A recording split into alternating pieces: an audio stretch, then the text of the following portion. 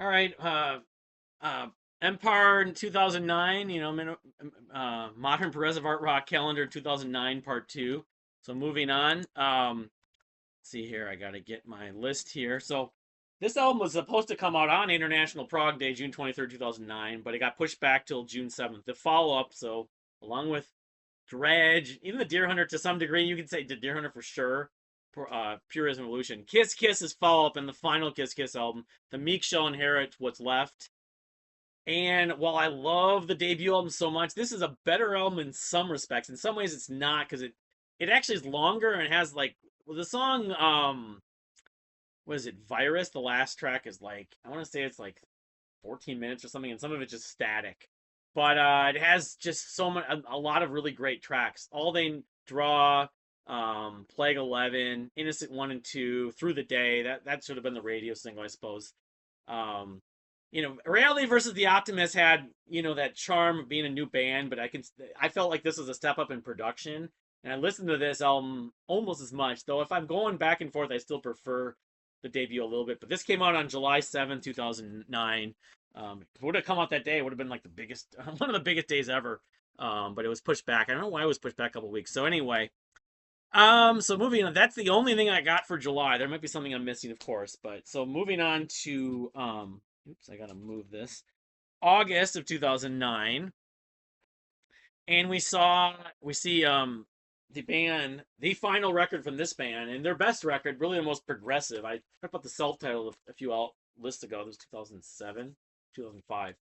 As Tall as Lions, which actually has a track that the bonus track that Kimbrough's on, but you can't take it with you. And like the track Circles, I've always thought of the Deer Hunter.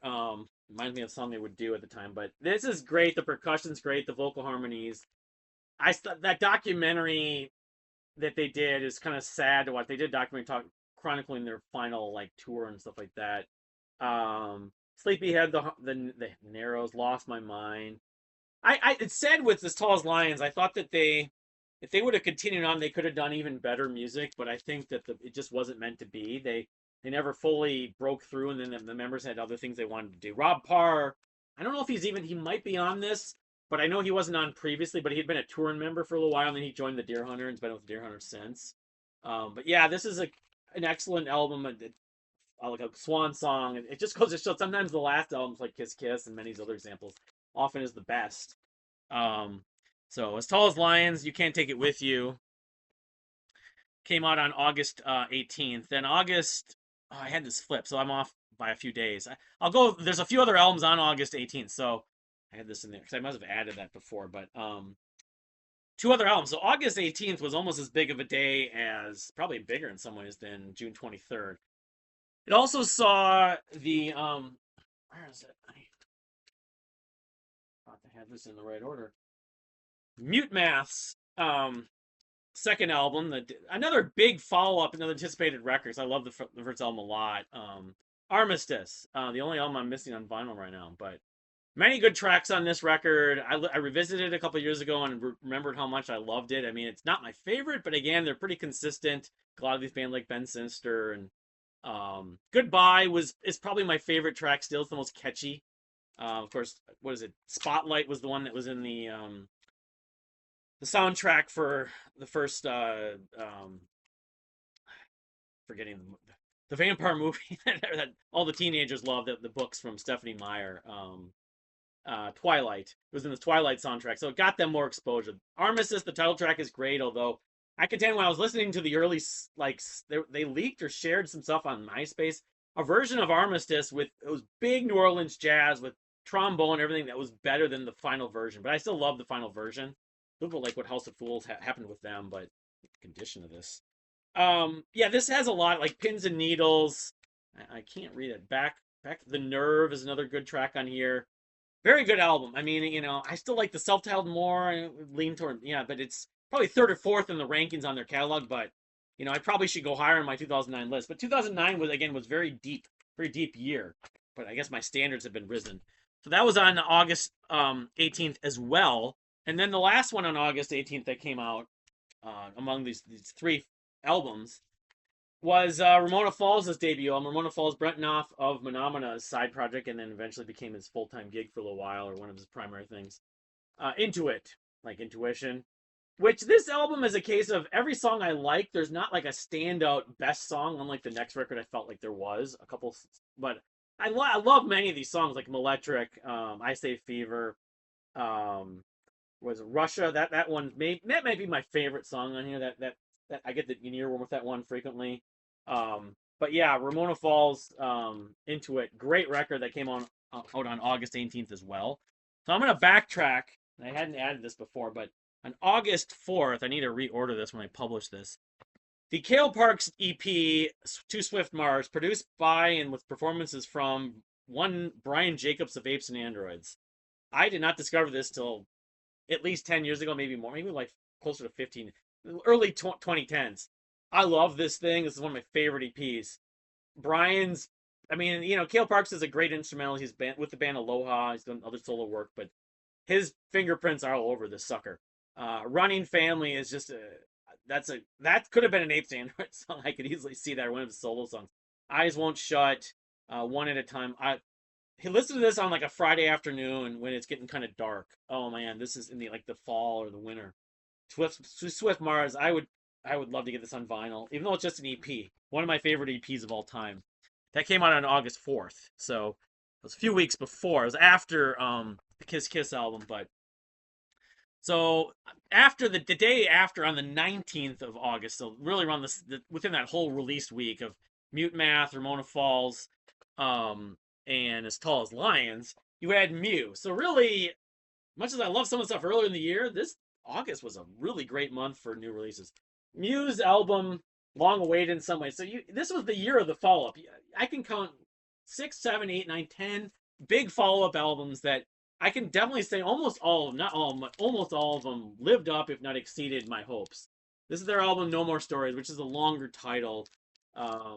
It's the first album that did not include the services of Johan Wollert, the bass player. He had left because his wife and stuff like that. He couldn't do the band. But it really didn't suffer that much to me. I mean, it's a sweet. There's many great tracks, very dreamy tracks on here. I think Sometimes Life Isn't Easy is my favorite, but Hawaii, New Terrain, Introducing Palace Players, dreamy as hell. Of course, it's Mew. I mean, what do you expect? Especially the 2000s Mew, Hawaii Dream, Vaccine, fantastic. Similar to Dredge, there's the intermezzos in between the Dredge album Pariah. Those are little parts in between which they might don't say drag it or hurt it in some ways. I don't find that they hurt it that much. They're just little snippets of like 5-10 seconds though. Like on Spotify, you're doing like a playlist of Mew, or like a playlist from 2009. If you had one of those, it'd be kind of pointless. But anyway, Mew. I don't know. Maybe they're attached on the end of the proper tracks. But No More Stories records. I always think of Harry Potter with it too for some reason.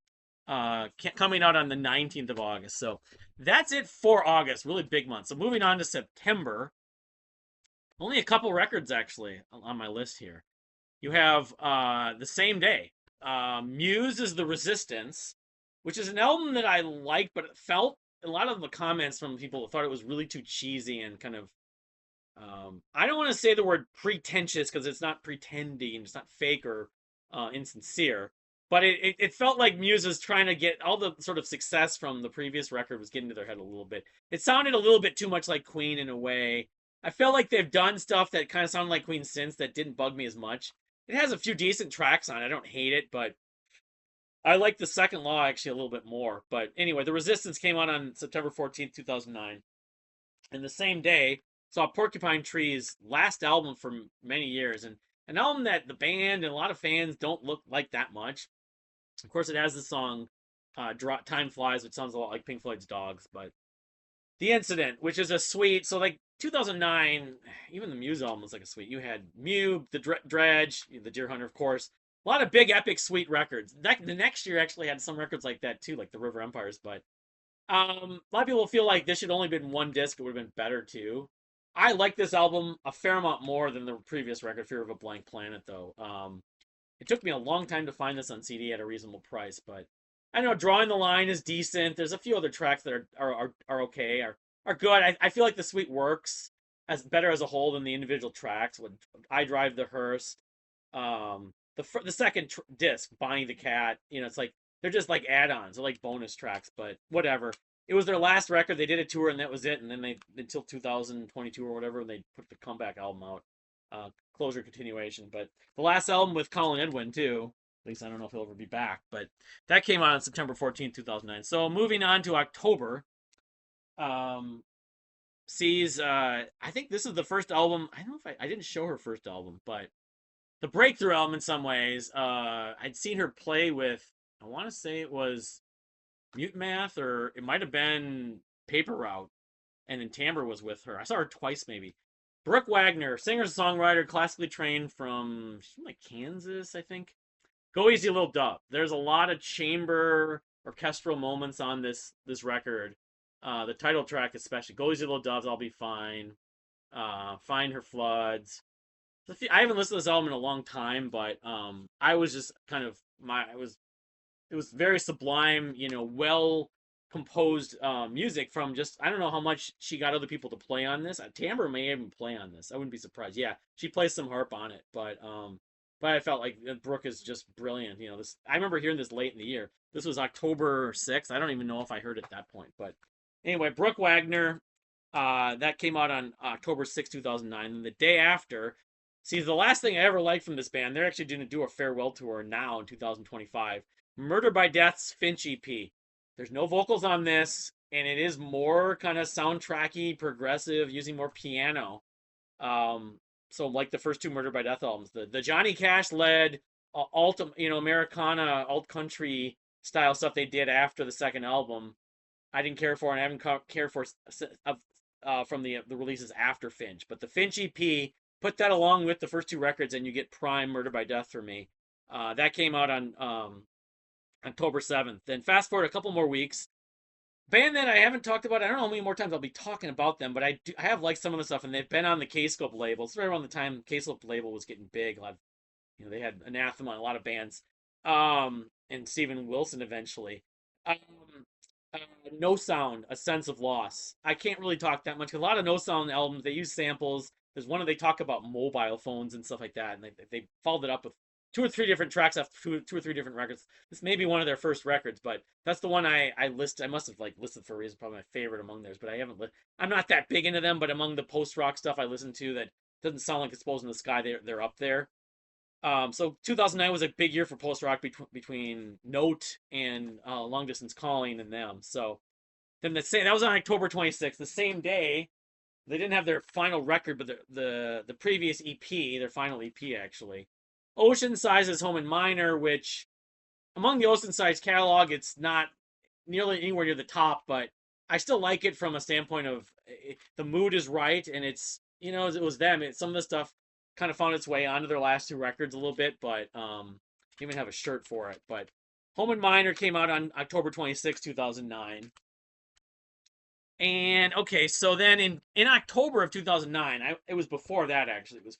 It may have been in September, but officially we have it listed as October. But the announcement was late August. But massive deal to me as a Kevin Gilbert, lifer fan. The first new music, the Nuts and Bolts compilations, came out in October. I think it was October. October 2009 was the first time I wrote about it in the blog, like showing stuff, talking about it. So Nuts and Bolts, which includes an abridged, updated version of A Tired Old Man, Finally Over You, which is an absolute power pop banger. When Strangers Part Until I Get Her Back. World Just Gets Smaller, one version of that. That's all on Nuts. Bolts has Waking the Sun, God's Been Tapping My Phone, Best of Everything, Blank Page. Of course, that was on Toy Matinee. The cover of was it Taxi Ride, I think, or Lonely Ride? I always forget which one's the Jane Seabury, but anyway, Childhood Ends on Nuts. I mean, it's Kevin Gilbert, and it's the stuff that was mastered. Finally got some new music from those, like a huge deal for me, and I still love those compilations. Sometime in October 2009. So moving on to November, and this is, got only a couple left here, and we can wrap this up. Saw the debut album from the renamed band that used to be Call at Rest, Local Natives, Gorilla Manor. People got to know this album more in 2010, but it's a 2009 release. I saw them in November. I saw them previously a couple times before that, but I saw them right after this had come out. They toured with that band. Edward Sharpe and the Magnetic Zeros and just kicked their ass. You know, they were much better. They had that song Home, of course, but um, yeah, this is their best record still to this day. I love several of their records. The follow up is great, but songs like World News is super catchy. Camera Talk, Wide Eyes, you know, Who Knows Who Cares. Stranger Things. They have a song called Stranger Things, of course, is kind of funny. Of course, Sun Hand, their version of Sun Hand versus the Cobble Rest version of Sun. I don't know, I go back and forth. The mastering's better on this, but Gorilla Manor's awesome record, debut album from local natives, coming out on sort of progressive folk rock, you know, art folk rock, Cosby, Stills, Nash and Young like. Coming out on November 2nd, 2009. A week later, sees the follow up from Puzzle from Bill V. Clyro. This would be album number 5, I think. Only Revolutions. I don't like it as much as Puzzle, but I like it a lot. Songs like The Captain, that Golden Rule, Know Your Quarry, Mountains is good.